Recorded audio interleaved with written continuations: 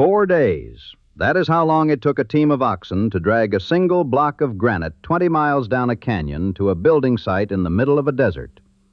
The block weighed between 2,500 and 5,600 pounds. There was no railroad. There was no paved road. There was barely a city. And yet, beginning in 1853, men did this over and over again, hauling stone from Little Cottonwood Canyon to a 10-acre plot in the Salt Lake Valley, because a prophet had pushed his cane into the dry ground and said, "Here will be the temple of our God." They would keep hauling granite for 40 years. An entire generation of children would be born, grow up, marry, and have children of their own before the building was finished. Most of the people who laid the first stones never saw the capstone placed. That temple, and the city that grew around it, is the most improbable thing America ever built. Every great American city has a reason rooted in geography. New York has its harbor. Chicago has its position at the base of the Great Lakes. New Orleans has the mouth of the Mississippi. Pittsburgh has the confluence of 3 rivers. San Francisco has the Golden Gate. These cities exist because the land itself said, "Build here." Salt Lake City is the exception. The land said nothing of the kind. The land said, "This is a high desert valley ringed by mountains, more than 4,000 feet above sea level, with alkaline soil, brutal winters, scorching summers, and a lake so saturated with salt that nothing lives in it. No river connected it to the sea. No pass made it a natural crossroads. No timber, no coal, no iron lay in plain sight. The nearest settlement of any size was more than 1,000 miles away, and in July of 1847, a sick man in the back of a wagon looked out at this valley and said, according to the tradition that followed him, "This is the right place." Brigham Young was 46 years old. He had been leading the Church of Jesus Christ of Latter-day Saints for 3 years, since the murder of the church's founder, Joseph Smith, by a mob in Carthage, Illinois, in June of 1844. Young was not a theologian. He was a carpenter, a glazier, a practical man with an iron will and an organizational mind that would have made him a first-rate industrialist in any era. He had taken a persecuted people, driven out of New York, out of Ohio, out of Missouri, out of Illinois, and decided that the only solution was to go somewhere so remote, so undesirable, that nobody would follow them. "A place on this earth that nobody else wants," he reportedly said. The Salt Lake Valley, then still Mexican territory, was exactly that. He arrived on July 24th, 1847, with a vanguard company of 148 people, 143 men, 3 women, 2 children. He was so ill with what was likely Rocky Mountain spotted fever that he could barely sit up in the wagon. Scouts Orson Pratt and Erastus Snow had entered the valley 3 days before him and had already begun planting potatoes. Within 4 days of his own arrival, Young had designated the site for the temple, shared a complete city plan with the group, and begun assigning 10-acre blocks on a grid so precise that it still governs Salt Lake City street addresses today. The southeast corner of Temple Square remains the origin point of the entire city's coordinate system. Every address in the valley is measured from the spot where Brigham Young said God's house would stand. Think about that for a moment. Before there was a single permanent building, before there was a well or a storehouse or a fence, there was a city plan. And not a rough sketch. A plan with streets 132 feet wide enough for a team of 4 oxen to turn a full circle. Young had studied cities. He had been to New York and Philadelphia. He knew what he wanted. He was not building a camp. He was building a capital. 2 days after arriving, he climbed a peak north of camp with several apostles and declared it a proper place to raise an ensign to the nations. They named it Ensign Peak. From the top, the whole valley spread below, the salt flats shimmering to the west, the creek running south, the mountains closing in from east and north. A man standing there in July 1847 would have seen nothing made by human hands in any direction. Within a year, 2,000 people would fill that emptiness. By the end of 1847, nearly 2,000 people had settled in the valley. They dammed City Creek and dug irrigation ditches, the first large-scale irrigation system in American history. They planted crops in alkaline soil that had never been tilled. The first winter was brutal. The first spring brought crickets that descended on the fields in clouds so thick they darkened the sky.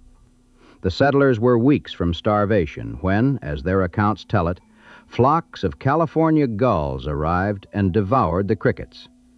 The Mormons called it a miracle. The California gull is now the state bird of Utah. Whether divine intervention or ecological coincidence, the crops survived, and so did the colony. What happened next was something no other American city has ever attempted. Young built not just a settlement, but an entire self-sustaining economy, directed from the top down with a discipline that was part religious conviction and part military logistics. He issued calls, essentially assignments, sending groups of settlers to establish satellite communities throughout the territory. By the time of his death in 1877, Young had directed the founding of some 350 towns across the American West. He established what would become the University of Utah in 1850.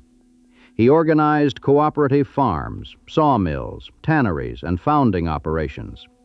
He even attempted an iron mission in southern Utah in 1850, sending settlers to Iron County to mine and smelt ore, though that venture failed after 4 years.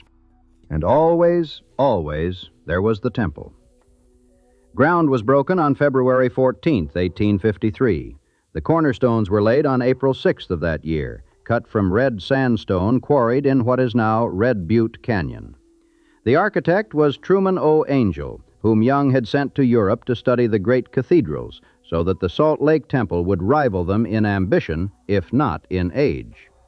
The design blended Gothic and Romanesque elements with distinctly Latter-day Saint imagery.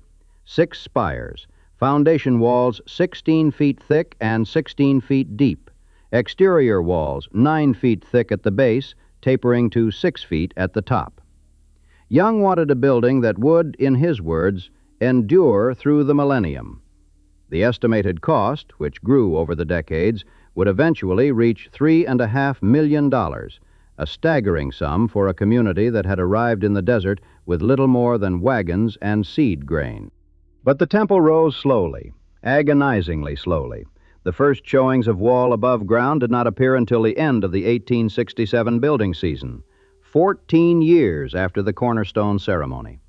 Every stone had to be quarried by hand in Little Cottonwood Canyon and hauled by ox team. One early estimate put the cost of cutting, transporting, and setting a single stone at $100.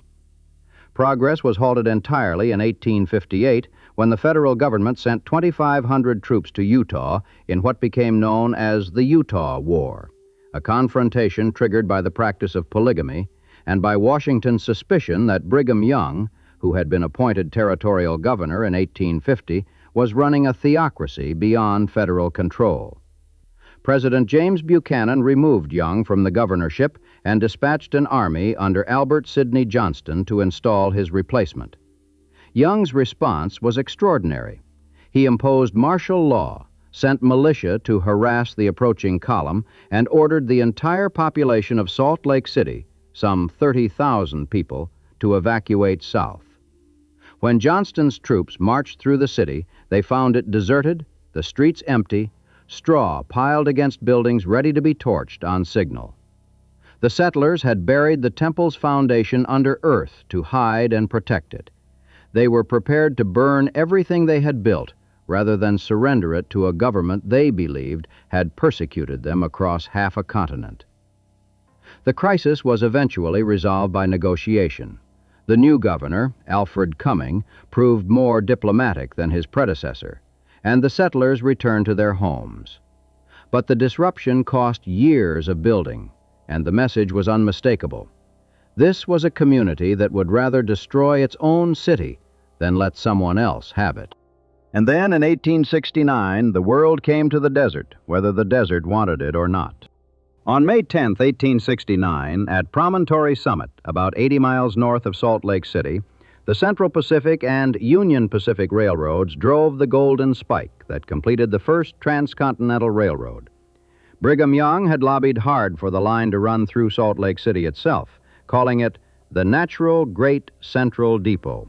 He was overruled. The engineers said a route through the city would be too expensive and difficult. Young swallowed the slight and did something characteristically pragmatic. He formed his own railroad company. The Utah Central Railroad, built largely with Mormon labor, connected Salt Lake City to the transcontinental line at Ogden, 40 miles north. It was completed in January 1870. Young attended the groundbreaking in Ogden, but had boycotted the Golden Spike ceremony at Promontory. He understood what the railroad meant.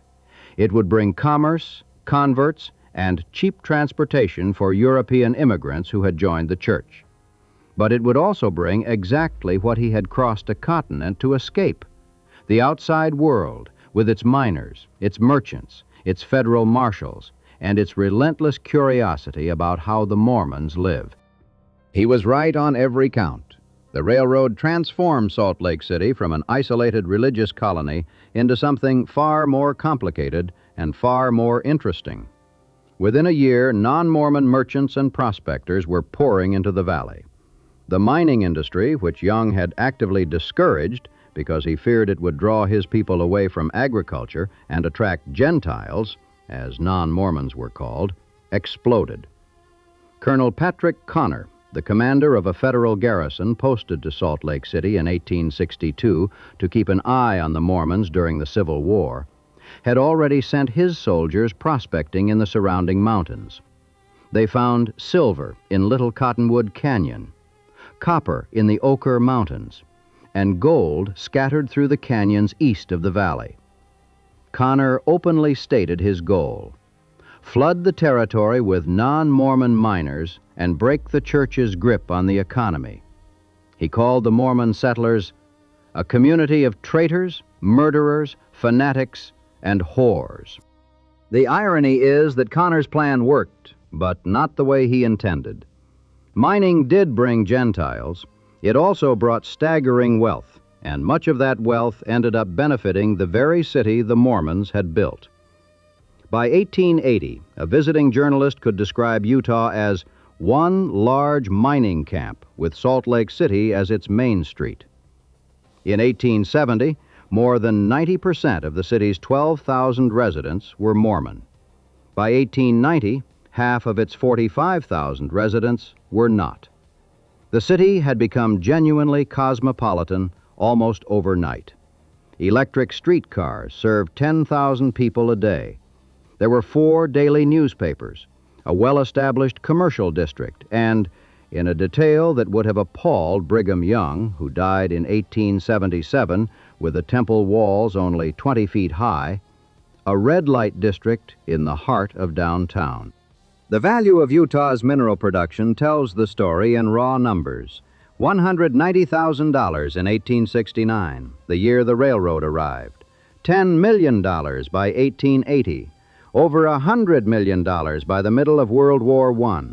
In 1880, only 4 miners had earned a living in Utah 2 decades earlier. By the war, 10,000 worked the territory's mines. And the wealth concentrated itself, as mining wealth always does, into a few spectacular fortunes. Park City, 36 miles east of Salt Lake City in the Wasatch Mountains, became one of the richest silver districts in the West. George Hearst, father of William Randolph Hearst, opened the Ontario Mine there, which produced more than $50 million worth of silver. By the early 1890s, Park City had minted 23 millionaires. One of them was Thomas Kearns, who arrived in Utah in 1883 as a young laborer on the Denver and Rio Grande Railroad, with, as legend has it, a pack on his back and a dime in his pocket. He went to work in the Park City mines, became co-owner of the Silver King Coalition mines with his partner David Keith, and was a millionaire before he turned 28.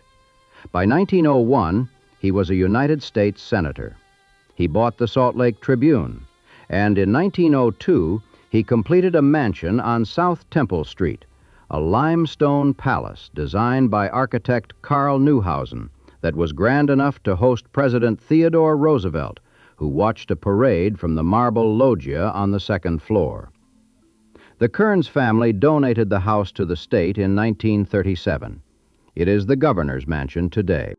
South Temple Street, Brigham Street the old-timers called it, became Salt Lake City's Millionaires' Row.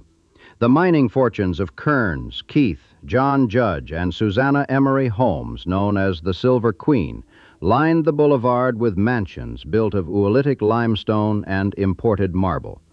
These were not modest frontier homes. They were statements, declarations that a city founded in a desert by people who had been chased out of every town they had tried to build could produce wealth and architecture to rival anything in San Francisco or Denver. The street was eventually named one of the American Planning Association's 10 Great Streets in America. Meanwhile, Brigham Young's own commercial legacy was evolving. In 1868, the year before the railroad arrived, he had founded the Zions Cooperative Mercantile Institution, ZCMI, as a cooperative to protect Mormon merchants from price gouging by Gentile wholesalers. A sack of sugar had once cost $100 in Salt Lake City. ZCMI aimed to break that. Young was elected president of the institution, and on March 1, 1869, he personally made the first purchase at its headquarters in the Eagle Emporium on Main Street. $1,000 worth of goods for his large family. Sales topped $1.25 million in the first year.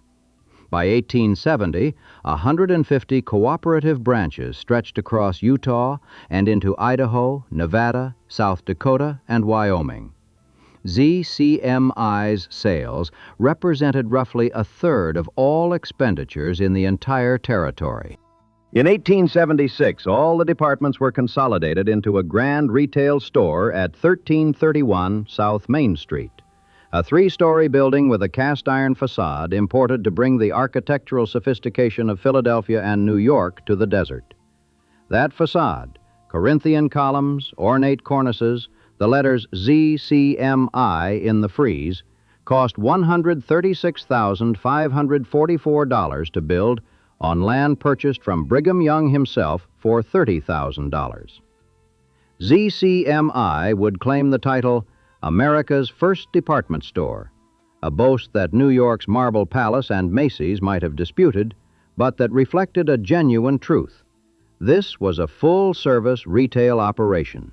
Dry goods, hardware, furniture, clothing, food preservation supplies, beauty products, under one roof, years before the concept was standard in American retail.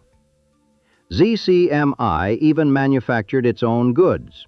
83,000 pairs of boots and shoes a year from its big boot factory, plus a line of mountaineer overalls popular from Canada to Mexico. And still the temple rose. The railroad, which had ended Salt Lake's isolation, also solved the temple's greatest logistical problem. By 1873, branch rail lines reached Little Cottonwood Canyon, and granite blocks that had taken 4 days to haul by oxen could now be loaded onto rail cars and delivered to Temple Square in hours. The pace of construction accelerated dramatically. When Brigham Young died on August 29, 1877, the walls were only 20 feet above ground, a monument to his vision and his frustration. He never saw the building finished. But his successor, and the successor after that, and the one after that, kept building. On April 6, 1892, exactly 39 years after the cornerstone ceremony, the capstone was laid. President Wilford Woodruff operated an electric motor to set the granite sphere atop the east center spire. A 12.5-foot statue of the angel Moroni, designed by sculptor Cyrus Dallin and made of hammered copper overlaid with gold leaf, was hoisted into place. 40,000 people gathered to watch and give the Hosanna shout, waving white handkerchiefs. The interior still had to be finished. Carpenters, painters, glass blowers, and seamstresses worked nearly around the clock for 12 months.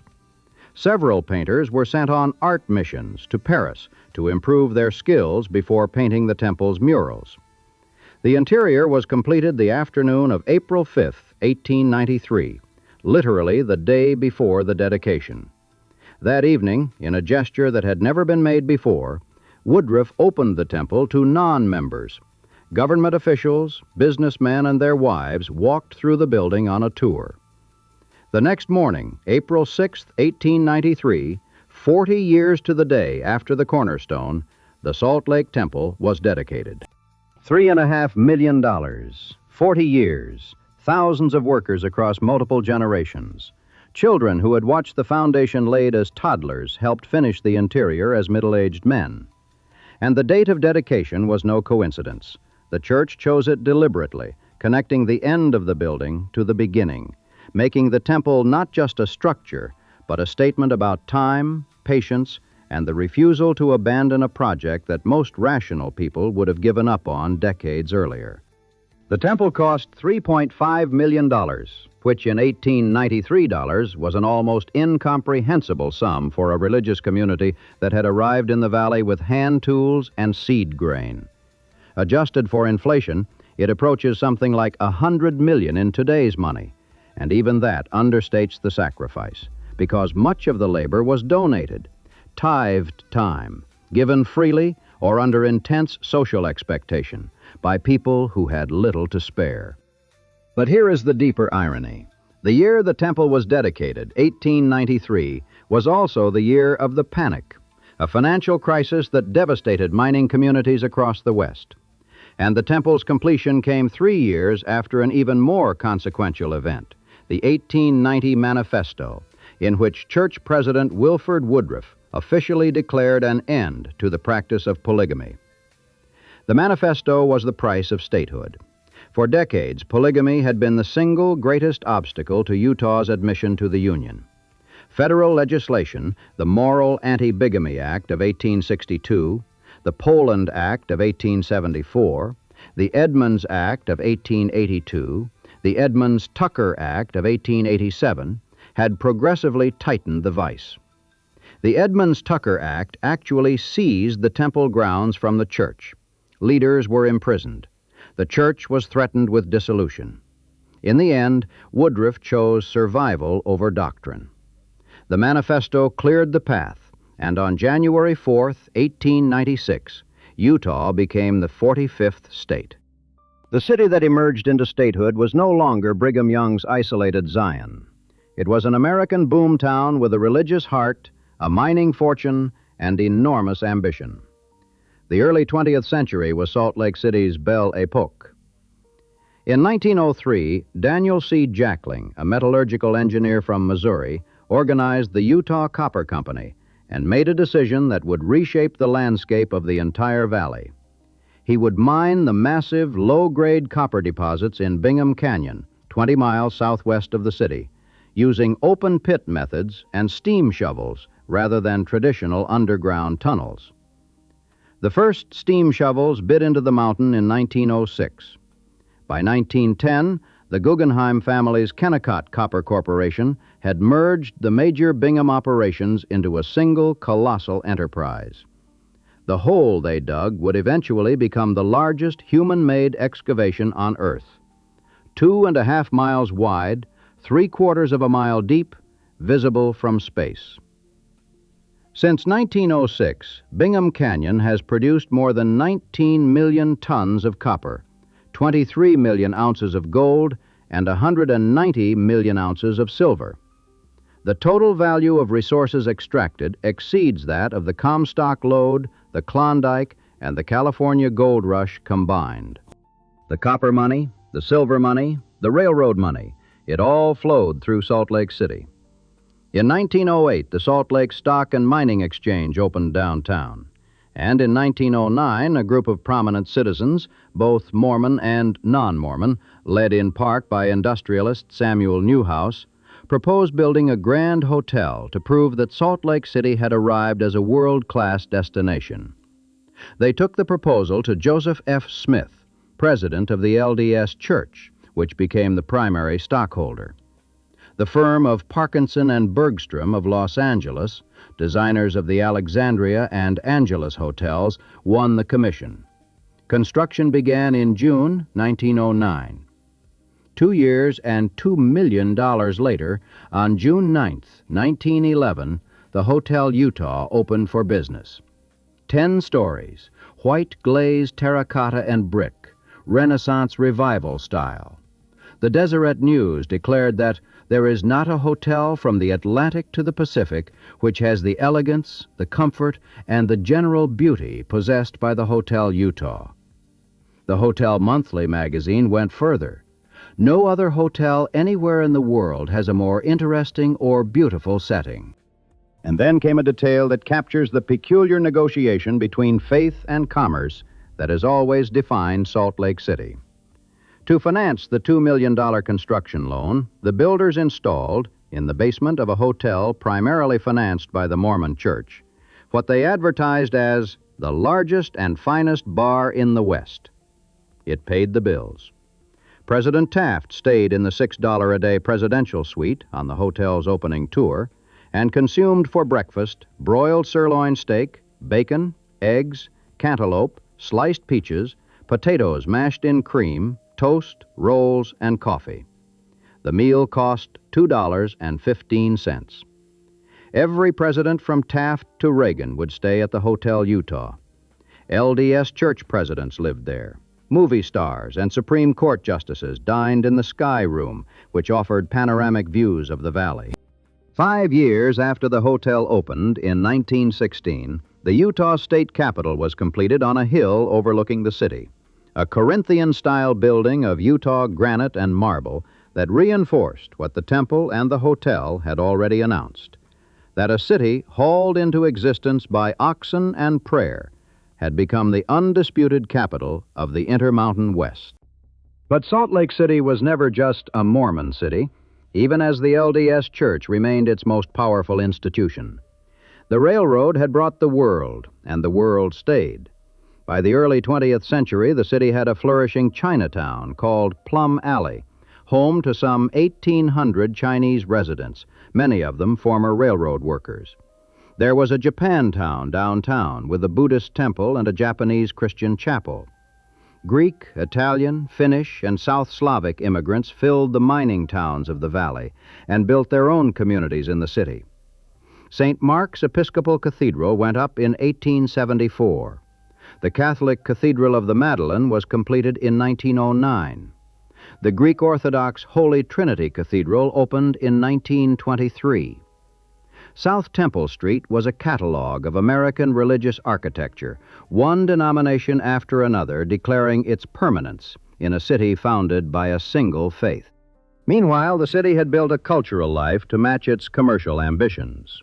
The Mormon Tabernacle, a separate building from the temple, constructed between 1863 and 1875, with a massive domed roof designed to hold 6,000 worshipers, housed what became the most famous choir in America.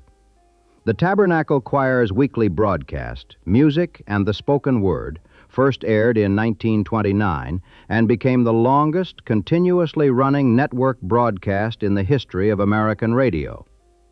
The Utah Symphony Orchestra, founded in 1940, would grow under conductor Maurice Abravanel into one of the major orchestras in the country during his 32-year tenure beginning in 1947. A city that had started with nothing but sagebrush and scripture was producing world-class music. The 1920s brought stagnation. Mining and agriculture, the twin engines of the Utah economy, both slumped. The Great Depression hit Utah harder than the national average, and Salt Lake City felt every ripple. Unemployment in Utah exceeded the national rate. New Deal programs became correspondingly vital. What revived the city was war. World War II brought military bases, defense industries, and a flood of federal money along the Wasatch Front. The Hotel Utah printed daily bulletins, today's war news for its guests, and donated generously to the Salt Lake County War Chest. Military installations multiplied across the valley, training pilots and manufacturing ordnance. The military discovered what Brigham Young had known. The valley's isolation, once a liability, was a strategic asset. Surrounded by mountains and desert, far from any coast, it was nearly invulnerable to attack. After the war, the defense installations stayed. By the early 1960s, Utah had the most defense-oriented economy in the nation. It has remained in the top 10 ever since. In 1947, exactly 100 years after the pioneers arrived, Utah celebrated the centennial with parades and commemorations. The city that had been a handful of tents and furrows was now a modern state capital with paved boulevards, department stores, a symphony orchestra, and a population approaching 150,000 within the city limits alone. The broader valley was filling fast. But the post-war decades were not kind to downtown Salt Lake City, a fate it shared with virtually every American city of its era. The suburbs grew. The streetcars that had once served 10,000 riders a day were replaced by buses in the 1930s. The last trolley ran in 1941. Interstate highways pulled residents and commerce to the edges. The city's population, which had peaked at around 189,000 in 1960, actually declined through the 1970s and 1980s. The Chinatown on Plum Alley was demolished in 1952 to make way for a parking ramp. Historic buildings fell to the wrecking ball with the regularity of a metronome. And yet the city never collapsed the way so many industrial-era downtowns did. The LDS Church, which owned enormous tracts of land around Temple Square and had a theological as well as financial investment in the city's center, acted as a kind of anchor tenant for the entire downtown. When the Hotel Utah closed as a hotel in 1987, the church did not demolish it. It spent 6 years and untold millions converting the building into the Joseph Smith Memorial Building, preserving the lobby, the restaurants, the bones of the structure. When the ZCMI department store, that cast-iron-fronted monument to Brigham Young's cooperative vision, was sold to Macy's in 1999 after 131 years of operation, the facade was carefully disassembled, restored, and reinstalled on the front of the new Macy's store at City Creek Center, a $1.5 billion mixed-use development that the church financed on the blocks surrounding Temple Square. The letters ZCMI still stand in the frieze, greeting shoppers who walk into a Macy's without knowing they are passing through a fragment of 1876. Then came the moment the world noticed. On February 8, 2002, the Winter Olympic Games opened at Rice-Eccles Stadium at the University of Utah. The Olympic Village was built on the grounds of Fort Douglas, the very military installation that Colonel Connor had established in 1862 to spy on the Mormons. The torch relay came down Emigration Canyon, the same route the pioneers had traveled in 1847. The state of Utah calculated that the Games drove more than $5 billion in economic impact, generated 45,700 job years of employment, and left a $40 million surplus that funded the Utah Athletic Foundation. The Games finished on time, on budget, and, in the aftermath of September 11th, with the nation raw and watchful, with a spirit of unity that surprised even the organizers. In 2024, the International Olympic Committee awarded Salt Lake City the 2034 Winter Games, making it one of the few cities in history to host twice. Something else happened in the aftermath of the Olympics that Brigham Young, the eternal pragmatist, would have appreciated. The money stayed. The infrastructure built for the Games, the light rail system, the widened interstate, the upgraded airport, made the valley more attractive to business investment that had nothing to do with skiing. Technology companies began clustering along the Wasatch Front in the 2000s, drawn by the same things that draw tech everywhere. Young, educated workers, a university nearby, relatively low costs, and quality of life. Plus something distinctive, a culture of entrepreneurship rooted in the same cooperative, organization-building instincts that Brigham Young had hammered into his followers 170 years earlier. The corridor earned the nickname Silicon Slopes, and while that label carries a whiff of booster enthusiasm, the substance behind it is real. The city today would be unrecognizable to Brigham Young in its details, and entirely recognizable in its ambition. The Salt Lake Valley metropolitan area holds roughly 1.3 million people. The broader Wasatch Front corridor, stretching from Ogden to Provo, contains nearly 2.8 million, a population roughly equal to the entire state of Utah when the pioneers arrived and found nobody. The tech industry has settled along the valley in what local boosters call Silicon Slopes. The ski resorts that replaced the silver mines in Park City draw visitors from every continent. The city that was once so isolated that it took 6 months to reach from the East Coast is now a major airline hub. And at the center of it all, Temple Square sits quiet. The Salt Lake Temple, the building that took 40 years and $3.5 million, the building assembled from granite blocks hauled by oxen and then by rail, the building that Brigham Young started and never saw finished, the building that was dedicated the day after the painters put down their brushes, closed on December 29, 2019, for a massive renovation that includes a seismic retrofit. The spires are hidden behind construction barriers. The angel Moroni has been removed from the capstone. The murals that the Art Mission painters created in Paris have been documented and, controversially, some permanently removed. The renovation has been pushed back repeatedly. The building is expected to reopen for public tours in 2027. So if you drive through Salt Lake City today, you will see a peculiar sight. The building that a city was built around. The building that a grid was measured from.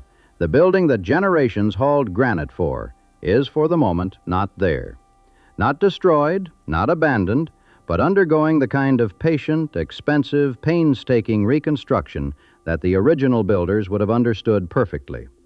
They spent 40 years on it the first time. A few more will not break anything. 20 miles to the southwest, the hole in the earth at Bingham Canyon is still growing. The Kennecott Mine still employs more than 2,000 people. It still produces roughly 150,000 tons of copper a year, along with gold, silver, and molybdenum. The pit is now 3/4 of a mile deep. In April 2013, the largest non-volcanic landslide in North American history sent 65 million cubic meters of rock thundering into the pit. They cleaned it up and kept digging.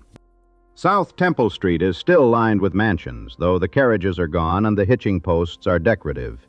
The Kearns mansion still serves as the governor's residence.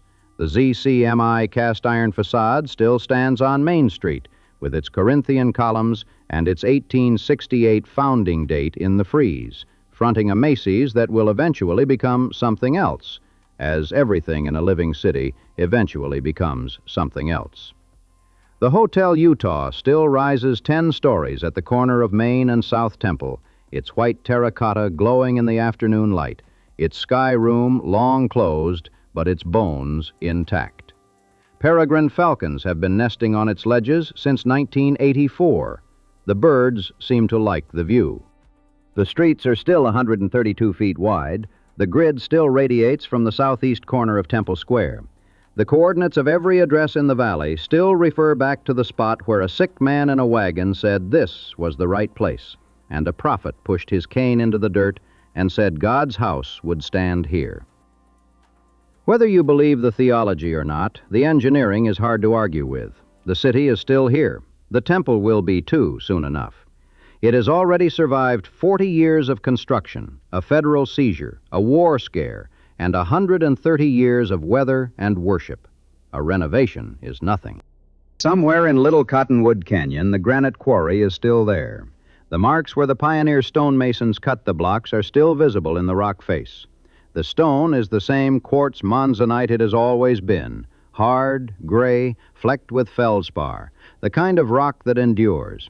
They stopped quarrying it for the temple a long time ago, but the mountain remembers where they cut.